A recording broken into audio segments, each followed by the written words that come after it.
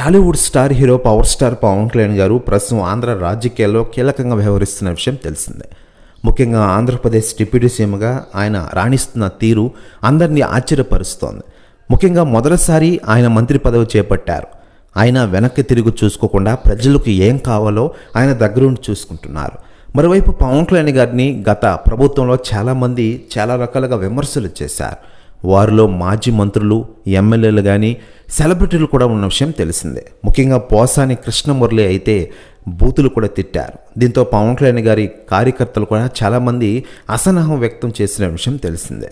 ఇకపోతే పోసాని కృష్ణమురళి ఈ విషయంలో ఇటీవలే అరెస్ట్ అయిన విషయం తెలిసిందే.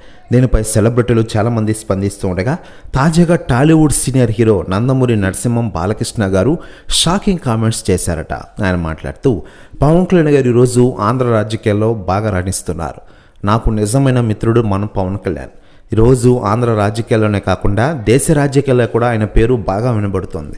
నిజంగానే గ్రేట్. పవన్ కళ్యాణ్ గారిని చాలా తిట్టారు గత వైసీపీ నాయకులు.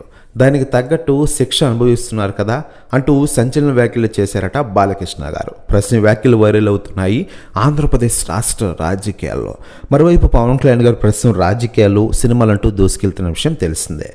ప్రస్తుతం హరిహర వీరమల్లు షూటింగ్తో ఫుల్ బిజీగా మారిపోయారు ఆయన.